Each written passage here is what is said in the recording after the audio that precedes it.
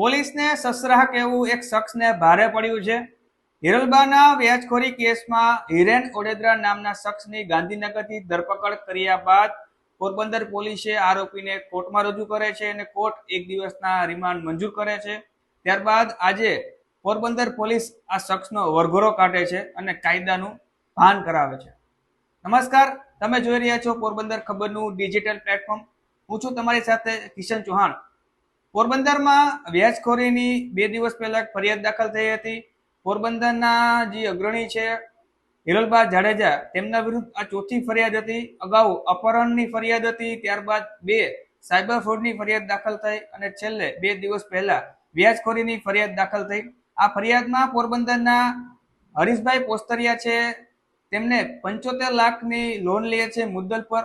75 લાખના બદલે 4 કરોડથી વધુની રકમ વ્યાજ સહિતની પડાવવામાં આવે છે, ત્યારબાદ પણ પઠાણી ઉઘરાણી કરવામાં આવે છે।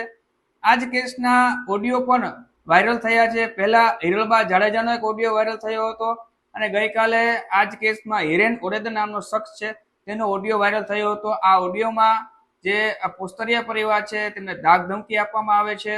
સુનિલ ખોરાવા સાથે વાતચીત કરવામાં આવે છે, તેને પણ ધાક ધમકી આપવામાં આવે છે।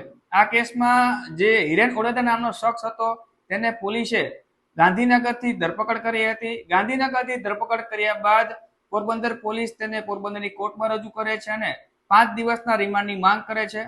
પોરબંદરની કોર્ટ 1 દિવસના રિમાન્ડ મંજૂર કરે છે।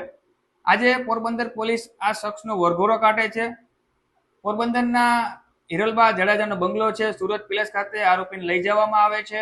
ત્યારબાદ જે ફરિયાદીનું જૂની મિલકત છે ત્યાં લઈ જવામાં આવે છે અને હાલ ફરિયાદી જ્યાં સાધના સ્ટુડિયો નજીક રહે છે ત્યાં લઈ જવામાં આવે છે।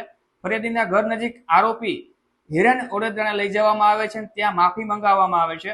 આ શખ્સનો જાહેરમાં વરઘોડો કાઢવામાં આવે છે અને પોલીસ તેને કાયદાનું ભાન કરાવે છે। પોરબંદર પોલીસ જે કામગીરી કરી રહી છે તેનાથી પોરબંદરના લોકો પણ સંતુષ્ટ છે। આવા શખ્સો વિરુદ્ધ આવી જ કાર્યવાહી કરવી જોઈએ જેથી લુખાઓને કાયદાનું ભાન રહે।